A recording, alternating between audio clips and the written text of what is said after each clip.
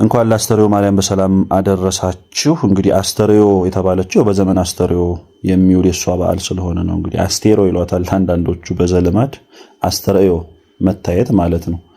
እንግዲህ የማይታይ ታየ፣ በጠባብ ማጸቦት ስንድረት ተጸንሶ ተወለደ፣ ታይቶ የማይታወቅ የምስጢረ ሥላሴ ምስጢር በጥምቀት ተገለጠ ብለን ከልደት ከጥምቀት ጊዜ ጀምሮ እስከ ጾሙ መግቢያ ድረስ ያለውን ዘመን አስተርእዮ ነው የምንለው። ሲዝኑ ጠቅላላ በዛ ውስጥ ያሉ በዓላት ሁሉ አስተርእዮ ገሌ ይባላሉ። የማርያም ገኖ ስለወጣ ነው አስተርእዮ ማርያም የተባለውና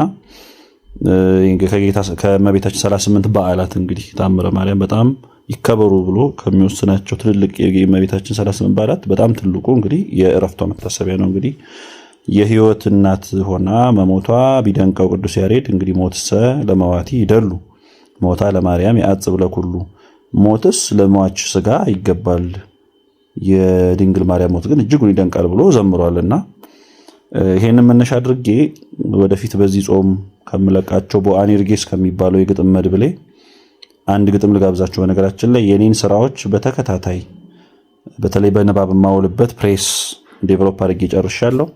በደንብ እመጣበታለሁ። እሱን የጾሙ ሰርፕራይዝ አንዱ እሱ ነውና ለማንኛውም እስቲ አንድ ቀለም ANDKELEM press.com ብላችሁ ዌብሳይቱን ጎብኙት ለጊዜው። ለማንኛውም ከግጥም መድብሌ ወደፊት ከሚወጣው አንድ ግጥም ልጋብዛችሁ። የአስተርእዮ ማርያም ግጥም ማለት ነው። ሞትሰ ይላል።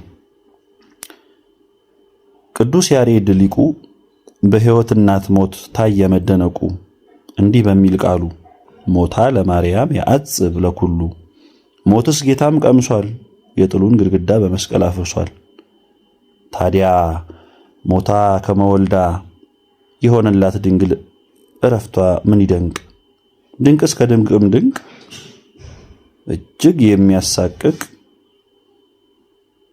የሕይወት እናት ሞት ትንሣኤዋን ሲንቅ ሞታ ቀርታለች ሲል ልሳነ መናፍቅ። እንኳን አደረሳችሁ።